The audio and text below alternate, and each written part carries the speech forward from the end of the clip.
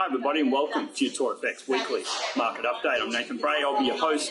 It's the 6th of September 2016. Well, this week we're going to be taking a look at a series of data that came out on the US, most of it negative. So we're going to start off by looking at Friday night's US jobs report. Last week, all the talk was about a rate hike being not only on the table, but being imminent. This was coming from the mainstream media. Janet Yellen herself suggested that the case for a rate hike had in fact strengthened, and Fisher from the Fed came out suggesting there could be 2 rate hikes possible by the end of the year. So what I thought we'd do is take a look at some of the data that's come out from the Fed, as the Fed is very data dependent. And to be honest, the data coming out on the US economy has been very weak, to say the least. US job numbers, we'll take a look at those. It definitely did disappoint, only creating 151,000 jobs in August versus the 180,000 jobs that were in fact expected. And compared to the 270,000 jobs from the month before, it's looking very weak indeed.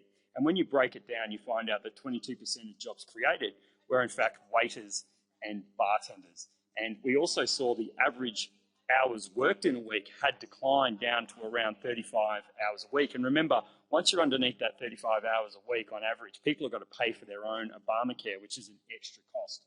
We also saw average hours earnings also missed the mark by about 50%. So people are working less and they're not making that increase in their pay as we'd like to see. So many are suggesting that we're transitioning from a full-time to a part-time workforce. In fact, people are often getting a second part-time jobs, leaving many to suggest that in fact some of these jobs may not even really be created at all, as the data is suggesting that people are eating out less. The next big news event that came out last week was the national debt. The US has now hit $19.5 trillion for the first time ever.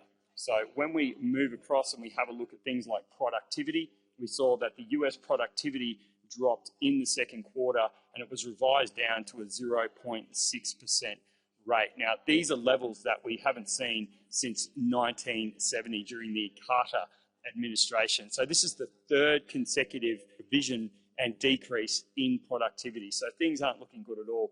Then we saw the ISM manufacturing data come out. We had a huge jump the month before from 45.4 to 60.7, and now that is back underneath the 50 level, suggesting a contraction.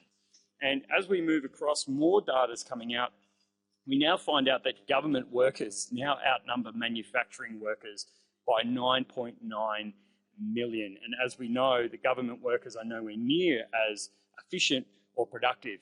In fact, they cost us money as opposed to the manufacturing workers out there. So that's quite a disturbing figure. And then finally, we talk about the job market as if we're near full employment, sitting around that sort of 4.9%. When we take a look at the labour participation rate, we see that it's stuck around 62.8%.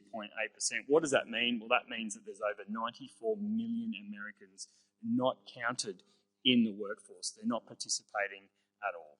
That's all from me. I look forward to speaking to you all next week. This is Nathan Bray for TorFX.